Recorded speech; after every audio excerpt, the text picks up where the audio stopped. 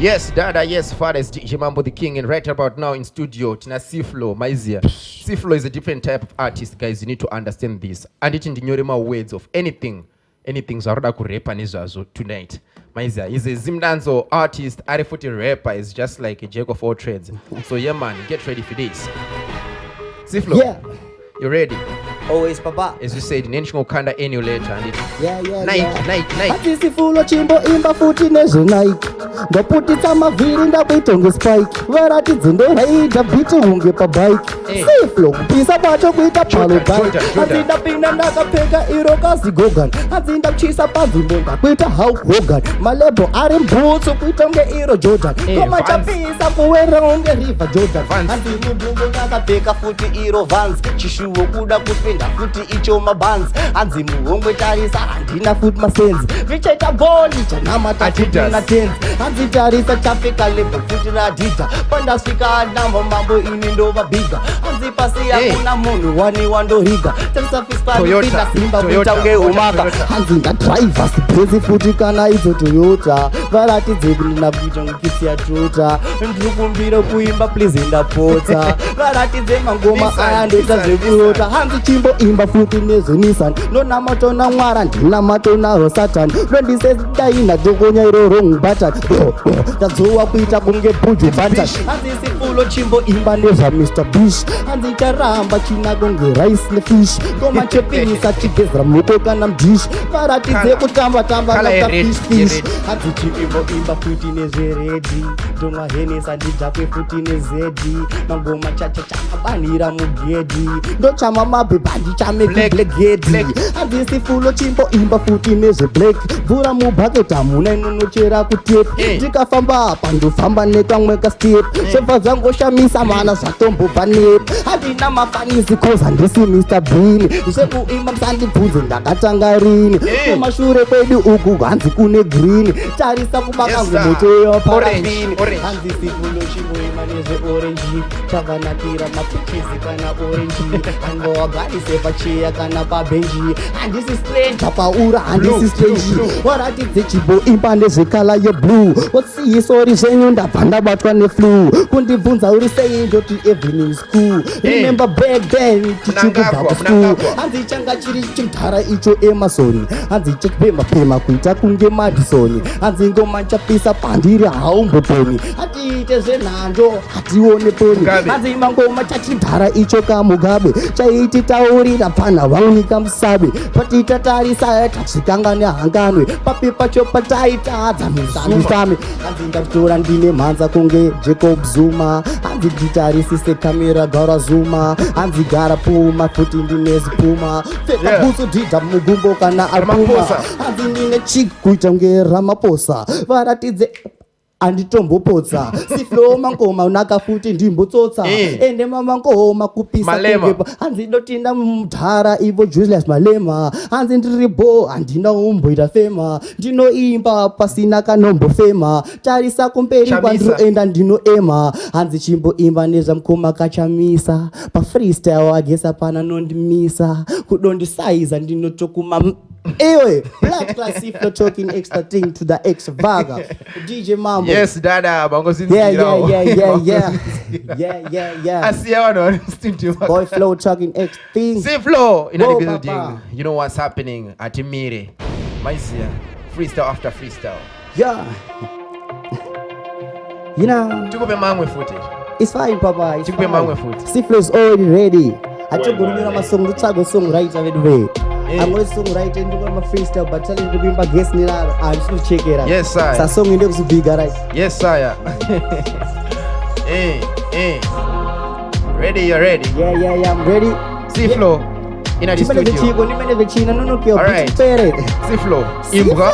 Hanzi C-Flow ndituka kuti ndiri imbwa. Ende C-Flow ndinoita funungirwa. Mabazi aya ndichara machima jongwa. Ndina munyama futi nini na nina jambra. Kukura kwacho ndakuita ungezi gomo. Ratidze mangoma kupisa kandirimo. Hanzi C-Flow chimbo tipa mamusambo. Kusina juzi ndo wapfekedzedzo jambo. Hanzi C-Flow chimbo ipaneza mbuya nehanda. Proudly Zimbabwe na ndivika ku Uganda. Ndinobaka mabaki umuti wemapuranga zangu viri straight Lobengula. kuita kunge bwanga hanzi chimudhara chinonzi lobengula changa chine dumbu rina manufula handisikuita zvekunyeba ndisezorafura ende anganotsinya makoma manufula hanzi chimbo ima neza DJ Mambo tasodzoka tichidhonza iyo tambo hanzi mangoma tichachinza musambo waratidzina DJ Mambo chaenda poplambo hanzi chimbo biga koma vangu ivo tita hanzi taimba notitenda mazvita hanzi mamangoma futa notfita tongite zvemangoma patinoita hanzi chimbo biga mudhara vangu dhube ende futi nobiga futi kozi yehabe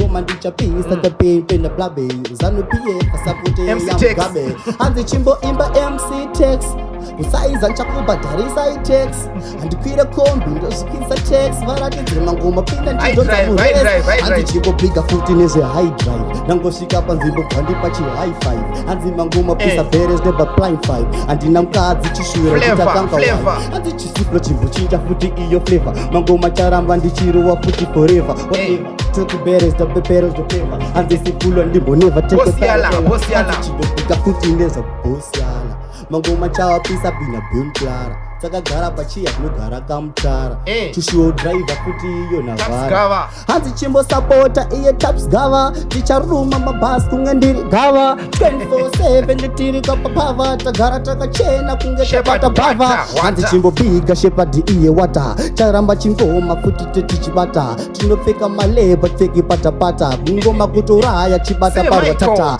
hanzi chimbo biga nezvesemaikoro ngoma ndinopisa kuita unge chikorora hanzi siifulomira kuita chipororo kuda kundisai ndokumwira iro doro hanzi chimbo imba futi nezvatendo ndaunganidza vazhinji kunge ndiri bhendo ngoma ndopisa kudandaura pendo hanzi mangoma pandira zara kunge tendo hanzi chimbo imba nezvadziva mutape hanzi siifulo ini handive mangoma futi hakuna game eke chingwa pabhiti ndaita ndibheke hanzi sifulo tiba imba nezvajon handite makanuzi koza bere bengon vamwe vazhinji kumashure vati ita tone pandichazviita ndichichinja dzapenhanzi chingoimba songa kwati segreen tone varatidze ndapinda ngoma pechain plone matichi hanzi chimboimba nezvablod lata mangoma ndichabata kunge iye spata hanzi siifulo bata panorwadza parwatata mangoma ndichapi aberes tabaklata dama razvimba kunge ndadya kaidzombatata varatidze mangoma pisa kunge sata ndovabaya kuita kunge gata varatidze ndisitivo top shata sifulo ndirazita yomandatanga posati tamburkuta yo DJ apana rimwe here DJ yes dada wangozvinzwira 8 minutes ina stop Siflo. Yes baba. Tell me something. Yes. Music journey zvakatanga rini? Mindozviziva zvangu pacho vanhu vanenge vachiziva kuti wagwa. Basi vanhu vasazoti no DJ Mambo akaunza munhu wangakateya zvinhu kuti unozoimba zvakati nezvakati. No. Aiwa mubvunzo wakanaka though mukoma. Music ini ndakatanga 4 years ago. Yes sir. And I still remember back then mazuva acho mukoma wangu wanga book 4 ina ndi book 3 of which mari dzema studio tinono recorda so apo ningosatwa serious chizvidhawo toti ndozviitere zvinhu kana ndikwanisa kuzviita zvinhu tanyanyo zviitira madesk atidunyeba yes sir paibatwa mapeni 2 tobva tarowa desk zvakashata yoti mabebi nakomana itu yetunganira dai chirowa mafreestyle mclasses yetu angari ma1 but ubva ipapo svika nhasi unhu anombobvira ndaregedza zvemafreestyle kudai nekudai sa actually the point wabvunza kuti wakatanga rini mangoma I guess natanga 4 years ago but kuti ndizozi ndakunazoita zvekuimba ene ndakutoita zvekuimba kuti ndinze ndani 2 years ndiri industry yeah chiri kuda matrix yes sir so I've heard kuti currently uri kunyanga gwani ma works muri kupusha in terms of music or my works are different in music ndidi kunyebera inini pekutanga pandakati ndonyanga kana ndakafunga kuti ma graft chete but I didn't know that everything happens live there is a reason because in days no milonyanga ma doors ndakavhura mukati mepenya wana no somebody maona into the music say want ndasikonyanga inini ndakaindosangana nevanhu vandaishanda navo basa wedu ndashanda kuzeza official maboss angu vanhu ndakateredza music yangu so bvanakiwa nani neno andunyebera official panisanda bvonyanga last week apa ndakabva nanzo uya truth big ushute video handi yes sir sa official kunyanga inini dai ndisina kuenda ako ka nelevel magraph ndasikambofinda kazosiko pa truth big hotel kana pa truth big village but level graph ndakazosiko kuti ndizowani kuchitira ma video apa guess what pa video pasho mubadra kana rand kana chi official level music kunyanga wariko wana noimba but wana no supporta futhi warichi wariko but wapfana wasita zve music waruita zve drugs so pa deni manje Wakasitora say pateni nzoti C flow akuimba because I remember kuti pateni pako it's more of like one where more into church. Pakanzoti wa Zimdancehall and also you are getting into Zimhiphop. Burgo dai uchi mix up kwese what happened? Ndidonyeba ngoma ndidonyeba. At the first days moms wangu na mtara they didn't actually believe in me. But mazoano ndidonyebera. Kare nditomuzisika pa dinner 6 o'clock each and every day. But these days ndikatoa zoti ndakuya ndi studio. Chinosvikana 9 kumba. They actually know kuti nanto studio enda wambozviti ndonyeba. According to maonero angu says asana munatso wabvunza kuti gwani munotambirire zve music randodo ndiite. Asakodi mazoma angu adonyeba. Amai vangu especially because waitombotaura kuti doko nisa school of music teachers vakabata na popo. Mozo wangu no believe amandiri ngoma. Asi dedi munozi ana baba. Anenge shoti ndizorombe ite zvimwe zvino but otherwise takatotira mashoko iwawo office takutotsvaga mabasa kunzi titoda ine kudai but underground music techingofana kuita because I can't let my talent flow with in river in ndakatarisa yo chinzi C flow. So the name C flow rakabva kupi? Yes, right question baba. Recho kuti C flow inonzi Prince T Nyamavuvu but recho kuti C flow kuti ndishandise Prince T Nyamavuvu kuti Prince Nyamavuvu ndiri pa stage ka it doesn't sound rich kana anymore. Sai first place ndakatsvaga zita inonzi C flow. Yes sir. Ukuchi mkuma vangu pane mkuma wangu anosimba so festival ni more medo ndainyanya that's one stage rachiri ku form 4 form 5 that is 4 years back C flow but aita cause aita zvekutamba chichi but kubva pakangokura akaita ndivhu akabva zvisiya ende kamudaidzo C flow mazona achitombodaire so inini manje semunhu akagadzirwa zita namkuma ka ende zita raitondifambiro so ndabva ndazongori edita kuti C flow the DOB but blaze wangu ngo C flow namunzwa kuti studio amudi mavauga zvakaro but sezvo wandibvunza pamborira DOB zvinoda dead for the beaches C for the DOB palevel kuti panoti dead for beaches andisi kuti ndiri baba wemahure kuti ndinorara nemahure stereki na level kuti ana mabeaches akasvika panzvimbo andiwana noungana kuzipa pane mabig beaches awasvika ndiflo mafans angu uri kuona mafans angu aruchema zvanzi kunyanya kudini uri kuidzipa mic yacho uri kunyanya kuidzipa sorry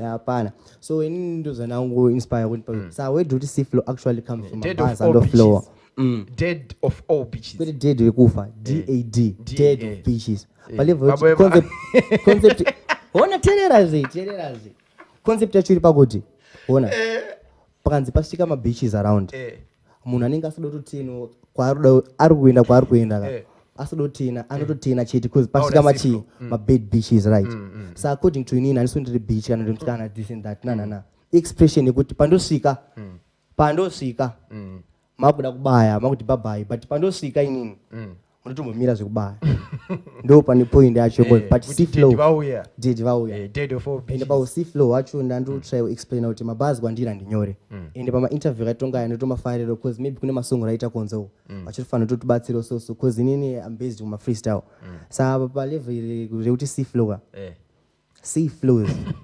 kuwerera mabhazi achibuda ndo pakavhazita rekuti unyepe yabanya pakavhazite papo